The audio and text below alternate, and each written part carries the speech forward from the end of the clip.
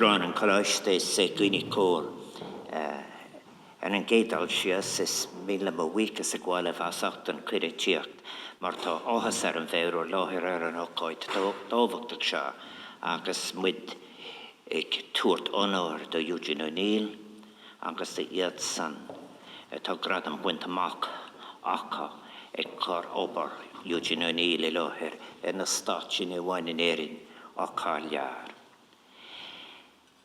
President, dear friends, may I first of all say how delighted I am to be your guest of honor at this gathering of scholars to celebrate a true giant of literature. And I'm also very glad on Sabina's part that we're both part of this tribute to Eugene O'Neill. I'm not so sure as to what the response of the ghost of Eugene O'Neill might be to the idea that a gathering of eminent scholars had spent 4 days in the west of Ireland discussing the content, forms of production and legacy of his work might be. Perhaps he would see it, I would like to think, as a belated recognition offered in the setting of the descendants of the common ancestors, and that he would see it as such.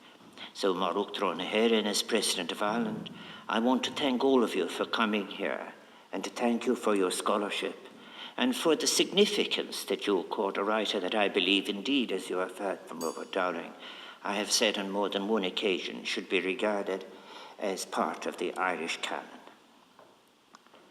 I'm so pleased as well that Jessica and Gabriel are here, who have in fact offered O'Neill's work with such distinction recently. I've spoken before of the connection of Eugene O'Neill with Irish history and literature, and indeed on the occasion Robert Dowling has just referred to, I was giving the 3rd Thomas Flanagan lecture in New York in May 2012. But then more recently, I was at University College Dublin on the occasion of the launch of Robert Dowling's own magnificent biography of Eugene O'Neill. And that was in April 2016, just over a year ago. And what a splendid biography it is. Eugene O'Neill is very well served by that. And all of us can be grateful for it. And I've been rereading it and thinking about it. And the rereading continued, and the rethinking and the redrafting of my remarks considered until just a couple of hours, lasted until a few hours ago. I think as I was preparing to come here too, I looked at and scanned the titles of the papers that have been given over the last 3 days, and the papers that will be given tomorrow. And what a magnificent gathering of good scholarship it is, and drawn from experience of production, teaching, and of course, inevitably at international literary conferences, eclectic themes and new insights. So I concluded, therefore, that in offering preprandial remarks this evening, that something by way of personal reflection rather than any engagement with what is such a wide scholarship now might be most appropriate. And I also sought the necessary assurance that whatever I had to say wasn't delaying anybody from their food. As I said, you will have had the benefit earlier of just a couple of days ago.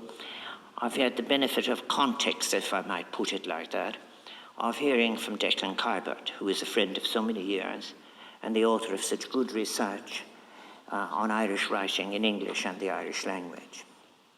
That quotation has just been used, a quotation that occurs again and again in the work of those who've been involved in research on Eugene O'Neill. That is the heartfelt tribute he offered to Irish playwrights whose works he had read, and the productions of some of whose work he had seen on stage during the tumultuous but very revelatory visit of the Irish players to the United States in 1911. The effect on him of what he saw on stage was profound, and indeed it is associated with a contradiction he would later make of his declared antipathy to memberships and accolades when he wrote, "I was asked to be a member of the Irish Academy, being organised by Shaw and Yeats and Robinson, etc., and accepted. Of course, I'm associate because not Irish born, but this I regard as an honour, whereas other academies don't mean much to me. Anything with Yeats, Shaw, A.E., O'Casey, O'Flaherty, Robinson in it is good enough for me. At any rate, I'm pleased about all of this. And having said that, I'm myself very glad that you're all here for another reason. I had the great honour of speaking at the invitation of Nelson O'Callagh Rexhell at the opening of the Shaw Conference in Dublin. I do so congratulate Nelson and Audrey for all that they have organised. That quotation I've just made, O'Neill would much later go on just a few short years before his death, in a conversation with Eugene Jr., as you have just heard from Robert, the one thing that explains more than anything about me is the fact that I'm Irish.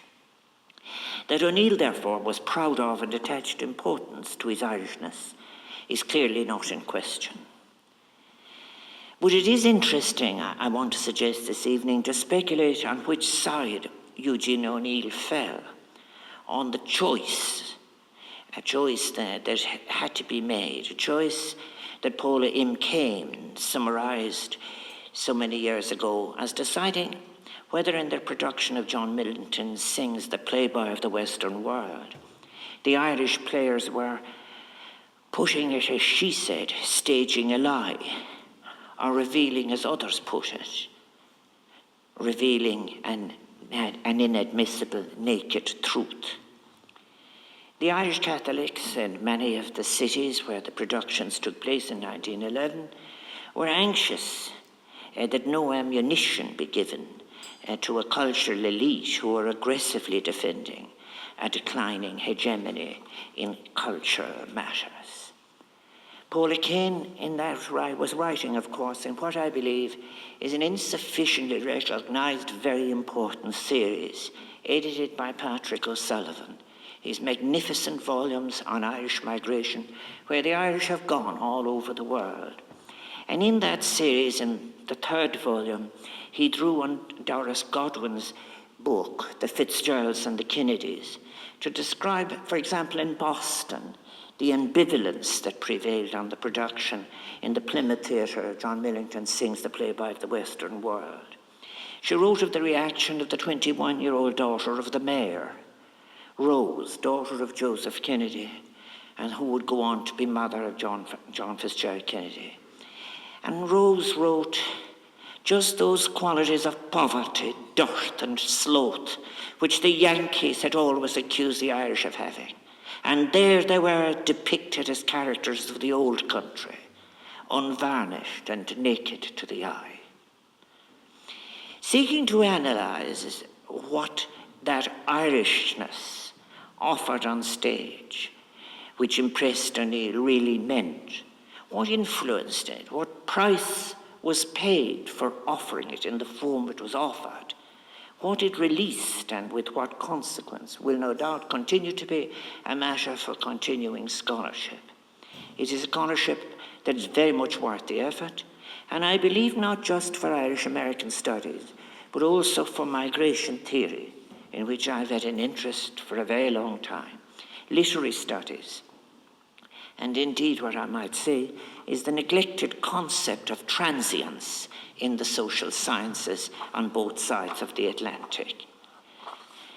That scholarship has to deal not only with the genius of O'Neill, but will gain from multidisciplinary speculation on the diverse and complex sources of his vulnerability. It is a vulnerability that is located certainly in his alcoholism, in his anger, an anger that without doubt did lead on occasion to violence. Those outbursts are expressions of frustration from proximate and personal experience.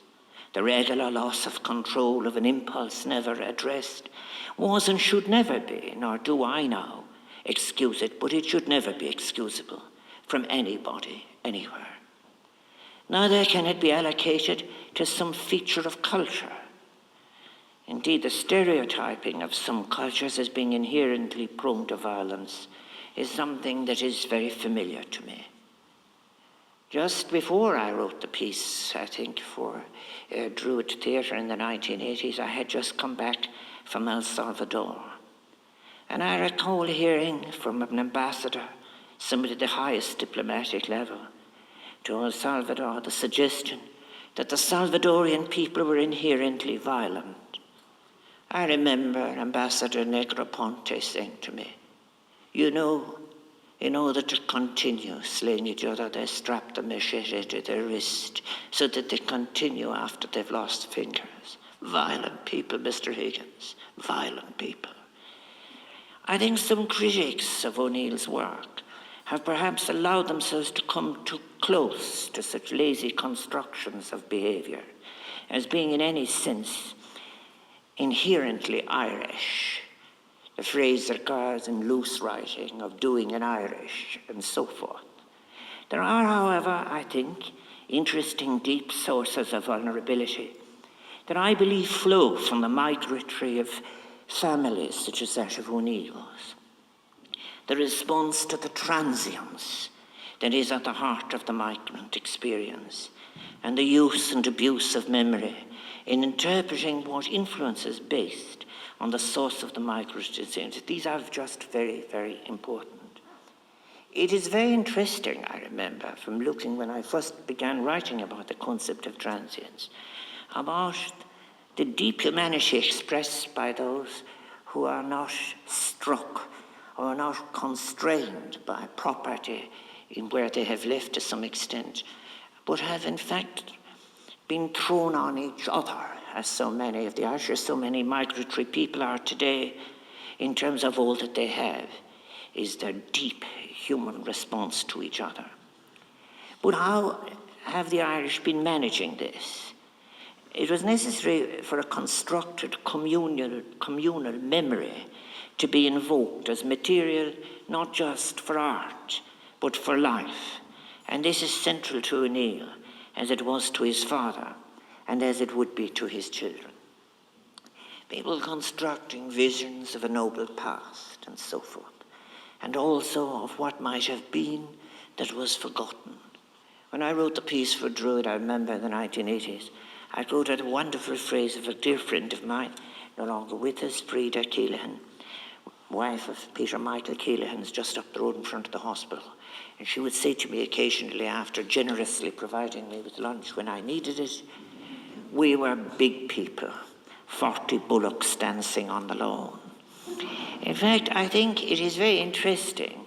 I want to suggest that part of the legacy of Eugene O'Neill to theatre, not only in the United States but in the world, has been the new ground he carved out for the use of memory, as not being ever simply an invocation of anything shared for the purposes of establishing a setting, but also, for which he would be most notable in my view, as a scalpel, an instrument that in its different forms could become available for the psychic destruction of a protagonist. This would impact not only on his own life, but on the lives of others with whom he shared communal, but also what were contrived mythic sources for memory. And indeed, I think it is important, temporary or permanent, I think it has no meaning. The reach of the action that was involved covered periods of time not confined to any present circumstances. It somehow or another invoked the ancestors. In present circumstances, it functions as a kind of de profundus from below that claims and is claiming discursive space for souls that we are reminded are in bodies, a space that might be spiritual, which had, I think, where rituals had become formally insufficient, but never fully abandoned, as you have just heard in the piece in which we have just heard. I found myself then on rereading Robert Dowling's work, returning to a consideration of something very old, near eternal, the father-son relationship, a theme that I suggest goes way beyond any Irishness in O'Neill, and it can be attributed to O'Neill's deep respect for classical Greek sources and forms of tragedy. In the Irish migratory experience, it has a particular meaning in terms of a response to dispossession. The devalued father of the family and children of the dispossessed is the father who has not been able to redress a great wrong or achieve excellence in the new conditions, the new destinations to which the family of the dispossessed has fled or migrated or been dispatched. The concessions made by those first generation parents to the opportunities offered at the point of destination of the migrant, they constitute the father's achievement, and they are far short of either what has been lost, but what the myth demanded as a birthright to be recovered, or that which should have been attempted and which would have achieved greatness again, albeit in a new setting, an ascent within the new middle class. Returning then to O'Neill's Irishness, it is important to understand the constitutive elements of that memory construction. I believe the powerful mythic force of the remembered Irish famine from which his grandparents had fled is important. If the Irish Times, remember, had attributed the Irish famine of 1845 and 47 on occasion to being an act of God, or the inherent backwardness of the Irish peasantry, which the Irish shared with other victims of colonization internationally. Or indeed, it has also been moved, it was moved 2 decades later to acknowledge in an editorial 2 decades after the famine, with its millions of deaths and the great exodus across the Atlantic, to say in their editorial, we've made a great mistake. They've gone to what will be one of the most powerful nations in the world, and they will never let us forget. It was thus for the Irish in O'Neill's circumstances in the United States. In their accounts they drew, but it is important to remember that they drew not only on personal and family experience, but also on the literary and competing ideological versions of the Irish famine of 1845-7 that were available to them. John Mitchell's jail journal is often referred to. It was in every Irish house in Ireland, but it was important. And Mitchell's work is a part of a long contemplation on the Irish famine. And if his account is purposefully ideological, the relatively recent The Graves Are Walking of John Kelly of just a couple of years ago is a work of fine and balanced scholarship, which makes it impossible to deny both the political context and the ideological thrust of the famine. The Irish in North America drew on such memories as the material for a founding myth for their migration. It was real, but in doing so they did not confine themselves to the events of the 19th century. They, as it can be understood, pushed their historical analysis back through centuries of dispossession. Also, I think in that journey back through dispossession they encountered, they spoke of a culture consciously crushed, despised, their language forbidden and then reduced to being regarded as the Chanka and the mocked, the language of the poor forced in their being crushed to recognize they had to speak the new language to survive in foreign destinations, regarded as inferior. The Irish language was a language forbidden to be used. So then they're drawing on all of this. They invoked a mythical Ireland of kings and chiefs, a form of nobility in striking contrast to the circumstances within which they now struggled. And thus, indeed, as Robert Darling has noted, one can understand easily the attraction Sean O'Whalon's The Great O'Neill had for Eugene O'Neill. It is not accidental. It simply fits. One can see, too, how the project of Yeats and his allies could be questioned as to sufficiency. What was afoot in these productions in 1911? How close was it and to what was being sought? and whose project was at stake. And if you were in Boston, like Rose Fitzgerald was, and you were dealing with the ascendancy, who were in decline, as I put it, but who enjoyed a cultural hegemony, and if you knew that on the visit that Lady Gregory was staying with one of the people of that group, and then how were you then to interpret the rather mild reaction that took place and of which she wrote? Robert Downing quotes from a draft of Eugene O'Neill's The Hair of the Dog. That's right, a hair of the dog that bit you, and they're all the same dog. And his name is greed of living, and when he bites there is a fever comes, and a great thirst, and a great drinking to kill it, and a grand drunk, and a terrible hangover, and a headache, and remorse of conscience, and a sick empty stomach without greed or appetite.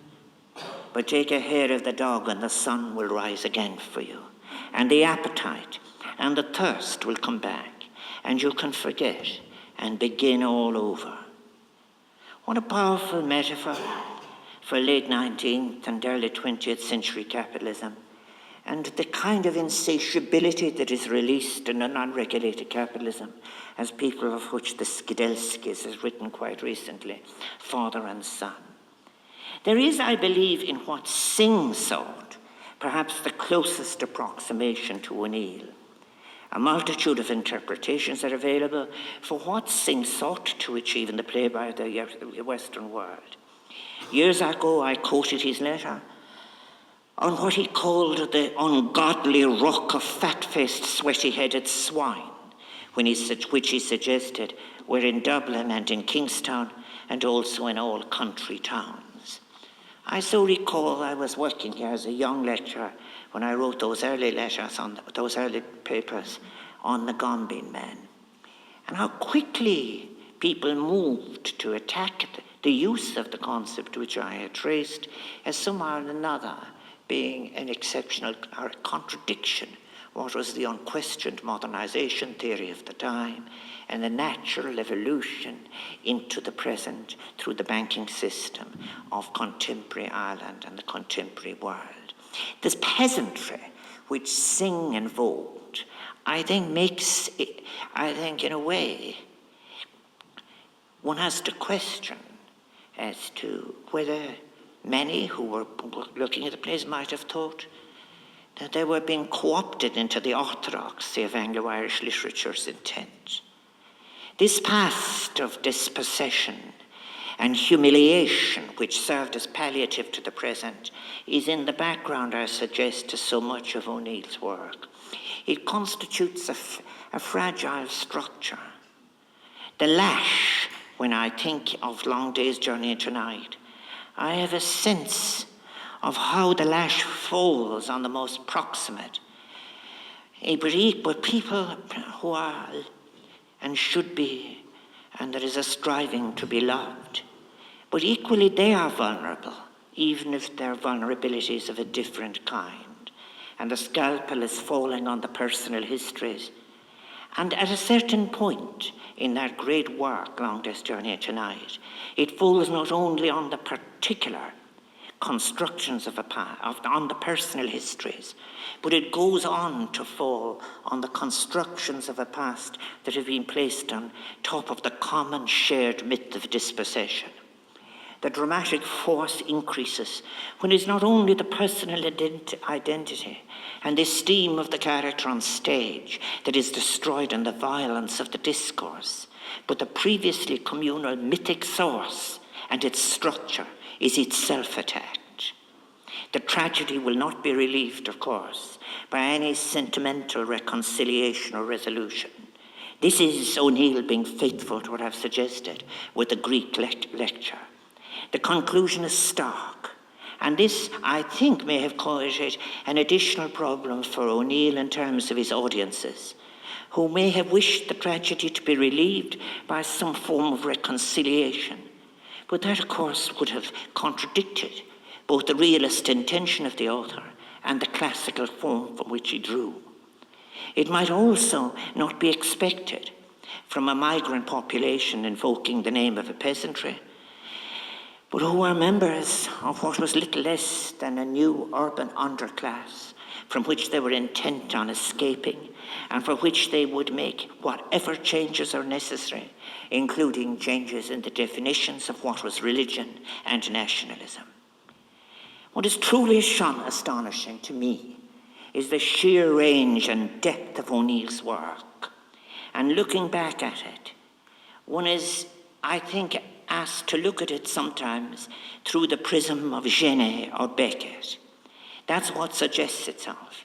Play after play appears and the voices of the excluded come up from below.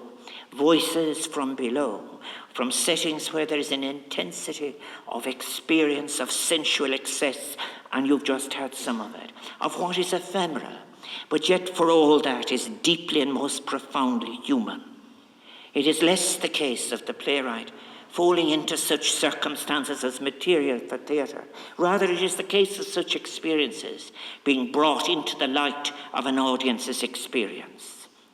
The exercise cannot ever, as O'Neill warned, be propaganda, but yet it is intended to be revelatory, and in that intention, it is potentially a contribution that is profoundly emancipatory. I see this in the work of Tom Murphy. I wrote in the 80s of the parallels with what Eugene O'Neill's work, and for example, Tom Murphy's Whistle in the Dark. And if O'Neill had the melodies, Murphy's had the carnies, champions of the world. And I think in the work of both writers, the tension between the strategies of existence, if you like, and also the intergenerational conflict that inevitably arises is present in both writers. The early production of Tom Murphy's plays in London had a somewhat similar experience to what greeted some of O'Neill's work, such as The Hairy Ape or All God's Children. Not only were conservative sensibilities offended, but the conventions of the theatre itself were perceived as being challenged. In the case of the early London productions of Tom Murphy's plays, the response was incredible. Audiences, I must say, thankfully change.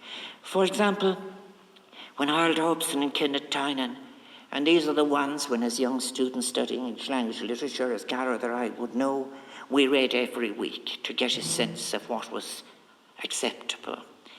But I think both of them were horrified at Murphy's, the young Tom Murphy's plays, one stating that he would not like to meet Mr. Murphy after dark, and the other stating that if any Irishman was left in London at the weekend, the Home Secretary would not have done his job. And yet, as President of Ireland, when I was in London, to look at the production of Murphy's cycle of plays, it received several ovations. And so it is a source of hope that time honours the brave in literature. Now, speaking of time, and O'Neill's work was criticised so often for its sheer length and the long monologues. Tom Murphy also experienced the suggestion from critics that he might shorten such work as the Gala concert. I remember going with Tom to the Bristol Harvey Cream morning breakfast, critical breakfast, after the Gala concert. One of the questions was, should he not have had consideration from the people going home on the bus to the suburbs?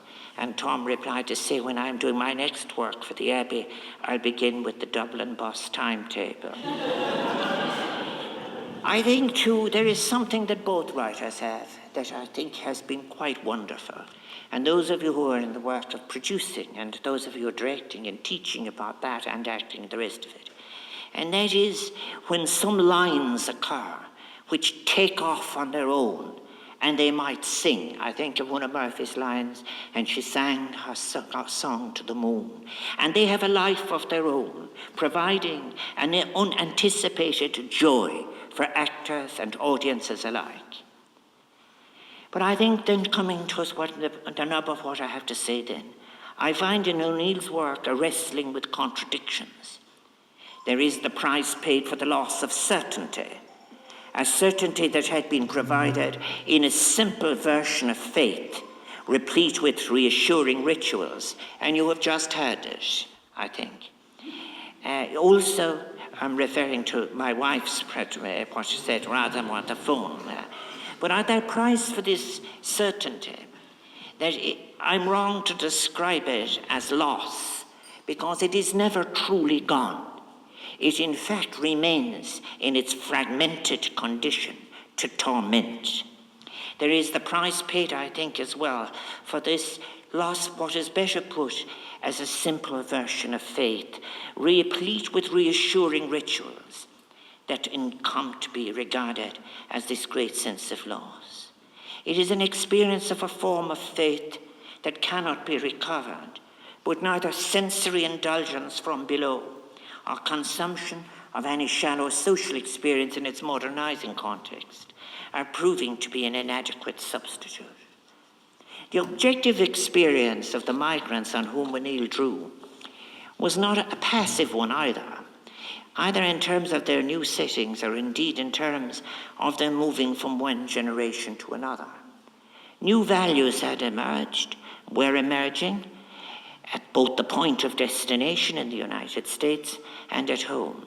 New values had become dominant in Ireland, and new values were being forged, as I said, among the migrant population.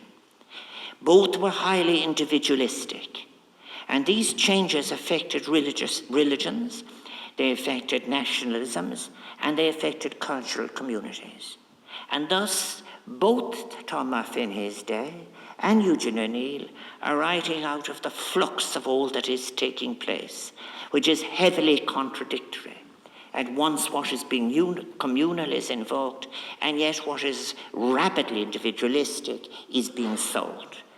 Irish historiography in recent times is coming to terms with the shift in values that took place and the significance of the post-famine adjustment in terms of the heightened importance that became attached to land, property, and respectability. Those who starved but who survived and could stay would come to value possession, and they would chase respectability, the respectability of property ownership. Indeed, there is a primitive violence associated with land ownership, which recurs again and again through the Irish War of Independence, and in particular through the Irish Civil War, where different actions were justified on the basis of a nationalism, but in reality were land-based. And then too, it is earlier maybe, there was an aggressive view of the world emerging in the literature. I think of Liam O'Flaherty's Two Lovely Beasts, where the old mother can say in criticism of her son, "A man must have a good greed for the world in him." The Irish migrant experience was not immune from this. And while Eugene O'Neill's work exposes the falsity of insatiable consumption and the society that is based on it, much of the lived life of his varying partners and family members and all those anarchic settings includes a search for the security of property. The contradiction of communal and individualistic values had crossed the Atlantic. The search for respectability, assisted by property aggrandizement, fits neatly with an authoritarian, Jansenist clericalism, and upward mobility has been defined in such a way that radicalism, in fact, could easily depart both politics, society, culture, and spirituality. In Ireland, the old country, the Irish society of the last years of the 19th century and early 20th century, was one that had transitioned from a society of landlords and tenants to one of smallholders. A rural grazier class had also consolidated its position, a native predator that would prove less easy to dislodge as it invoked both faith and nationalism. Eugene O'Neill's middle name, we should not forget, is Gladstone. Eugene Gladstone O'Neill. And this invokes the British parliamentarian who is associated with the Land Acts, gradualism, and the acceptance of some need for a modicum of Irish self-rule. And yes, when I gave the Thomas Flanagan lecture in New York, we were in the eve of a decade of commemorations. I gave as the title of my lecture that night, Remembering and Imagining Irishness. I was preparing at that time a number of papers, drawing on people like Paul Ricard and Richard Carney and others, and Hannah Arendt. It is a challenging field, and I was conscious of the need, for example, to dispose of any bogus amnesia in relation to the sources of conflict in Irish history. I sought to acknowledge the new scholarship on the complex sources of conflict.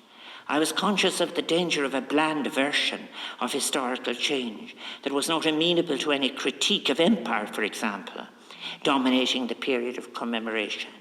And there's a huge difference between allowing people to remember differently or remember competing events in a different way and demanding of them that you have some kind of constructed, imposed common memory. As I look back on the use then I made of people like Rickard and Darrant and Carney and all of those others, I saw that even through the task of an open and real revision was difficult, it was absolutely essential. Critiquing the imperialist work is the slowest, I found, was the slowest, remains the slowest, and in some respects it is a work that has almost yet to begun. On that occasion I said at the Thomas Flanagan lecture, and I've had no reason to change my mind since, I want to take advantage of this opportunity to consider how Ireland has been, and must now again be, renewed through memory and imagination. In Irish, the beautiful word is saolaíocht. Renewing Ireland and with it our sense of what it means to be Irish is one of the most urgent challenges facing us at present. It is a challenge which encompasses and underpins any economic renewal and also goes so far beyond it. It is an exercise of empowerment in constructing an ethical relationship with others, and it can be emancipatory in our contemporary condition, in freeing us from models of economy and society, which are not only failing, as I said, but which are disastrous in their social consequences. And I went on to suggest this is neither a new exercise or a new challenge for Irish people. I suggest that the Irish have repeatedly mined the past to meet the needs of its present.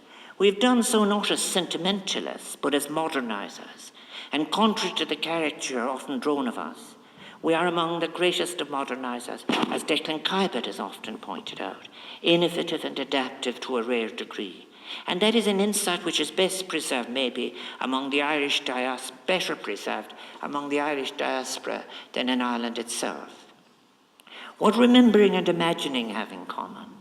Remembering, and imagining have in common is myth-making. The one remembering is often initiated so as to achieve a healing, find a rationalization, construe an event in such a way as to be both, as indeed you have heard me introduced, as I put it, a warm cloak for the self and a dagger for the threatening other. The other imagining needs myth to retain belief, not merely as assurance or reassurance, but as a mechanism for the retention of hope in the unrealized possibilities of being human, truly free, in emancipatory, celebratory, joyous coexistence with and through others on this vulnerable planet on which we share life. I speak of it more recently in a number of speeches as the only definition of community worthwhile is a community of vulnerabilities. And the only way of solving global problems is by seeing it globally as a planet of shared global vulnerabilities. We're so far from that consciousness. And myth-making is not confined as practice or admission to us Irish. But I think it is not immodest to claim that we've excelled at it in our different ways, in different times, in different circumstances, from different sentinel outposts. And so often the consequences, as they were in the case of O'Neill, of having invented instruments invoked for defence that ended up being destructive, not only for those we opposed or were proximate to us, but for ourselves. It is in literature that we Irish, and through the work of the two greatest writers, for example, that I have been quoting, have perhaps laid bare the full creative potential of myth-making and the price that attends it. That achievement is not divorced, however, from historical context. It carries the burden of history but flies from it, making something new. This can happen, will happen, again and again. And that is the stuff of hope, and it is so much more than any mere empty optimism. James Joyce drew on so much of what there is in the memory baggage of his people. Yet he did not seek to place it or surrender it to what he inherited as the form of the novel as it prevailed at his time. the choice and trap of excellence of imitation, so powerful now at the heart of our commercial activities, that was available to him within the prevailing genre was not chosen. Rather, he in his novel Ulysses brought something entirely new into the world, as we are challenged now to do in a rediscovery of connection between economy, ecology, and ethics, as I have suggested. A return to the holistic version of terra madre, for example. An ancient myth transacted in oral tradition, soil reworked and reworn, became a frame for Joyce, for something contemporary and mould-breaking. It became a vehicle for what silences had sought to cover. Parnell was mentioned, for intimacies forbidden. Racism's thinly disguised, the citizen, and faiths no longer trusted, and then, unfortunately, not easily discarded without consequence, and simply never forgotten. All of this creates a more challenging context for a writer such as Eugene O'Neill, working in the flux of an exciting urbanism. For remember, the song that prevailed was now a song of the city, no longer, as Josiah Strong would put it, city is the result of the fall. The rural areas are what God created. The song was now a song of the city with all its layers of humanity. And I think of those early essays I read of Simmel, the metropolis and mental life, an industrial system of material foam, replete with winners and losers, in a wild capitalism that would open new wounds, psychic, social, and racial. Wounds that are open today, that no bland or affecting language can mask.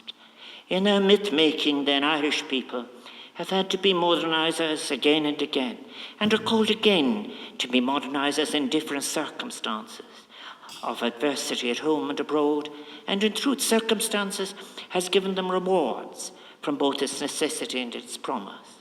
It is in transcending the challenges of transience of migration that Irish people have, through famine, migration, exile, colonization, humiliation, being forced to be modernizers again and again. I could argue that faced with new forms of financialized global speculative capital, that it is not only the migrants of our time, 64 million of them, but the structures of thought that pour them into a set of vulnerabilities must change. A migrant sensibility is a valuable sensibility. It enables structure to be seen. It is at its best when that capacity is exercised, rather than any dalliance with the vagueness produced from some kind of unthought-out collapse into postmodernism. I think it is in its way, such a collapse is of its nature nihilistic in its outcomes. That informed, vigorous Irishness that is being frustrated is the Irishness discernible for me in much of Eugene O'Neill's work. And this is what I believe served as background to the often feverish mind of Eugene O'Neill, a modernizing instinct that saw in the modernism that had arrived in social form something deeply unsatisfactory. This, I think, for example, is what leads him to suggest, after his long 12-year silence, in an interview given when he was very frail, where he states that the American dream was not anything more than an opportunity lost. That set of suffering souls and drying out bodies, that set of communities of loss, of which he wrote, was peopled by characters from below, characters drawn too from dysfunctional forms of the family, where the lash could fall with the most vicious effect on who was closest. They would fill his plays. Migrants, we must remember, can never forget. They are continually modernizing. And even after the second generation, they are transacting again as they reach the subsoil. And in their recoil from the subsoil, the mythic subsoil that they encounter, the previously sustaining myths of previous generations are insufficient. And thus they set about revision of old and the construction of new myths that can both sustain and destroy. So then, if Eugene O'Neill provides an example of a vulnerable human being overwhelmed by forces of background, economy, social form, repression and loss, but if this is so, and this is why we are all here, we must never forget that he also has left us a legacy of work that continues to inspire those who work in theatre, those scholars who seek to locate such work and practice in a literary context. He took risks from which we all benefit, and his work has provided inspiration for so many brilliant dramatists, such as Arthur Miller and many others. And while his name may be sometimes recalled in the media as a Nobel laureate or in terms of his 4 Pulitzer Prizes, we in Ireland are honoured that you have all come to discuss his work, this work of a great Irish-American literary giant, and at a time when he has at last been recognised, I hope, as such a significant part of the Irish canon. Would Eugene O'Neill be pleased? May I leave you with this quote from Carol Bird of Theatre magazine, who said of O'Neill in 1924, "Interviewing Eugene O'Neill is like extracting testimony from a reluctant witness. In fact, to use the word interview in connection with him is to imply a misnomer. Certainly, it is in an applicable designation. An interview presupposes a colloquy, a flow of words between 2 persons. Nothing more erroneous could be circulated about. Silence, silence, more questions, probings, attempts to secure opinions, statements, anything but monosyllables. Futility. Suddenly I'm overcome with a sense of the ridiculous. Here are 2 people whose very careers oppose this sort of conduct. A playwright who deals in words, a writer who juggles them daily. Sitting across from each other in silence, apparently overcome with shyness. What would O'Neill think of the banquet to which we are now invited? I think I know what his father would have think. May I wish you all every success in your work and your silences, and thank you for coming to honour Eugene O'Neill, and thank you for visiting Galway and Ireland. Míle buíochas gur míle maithagais ar téiste gan.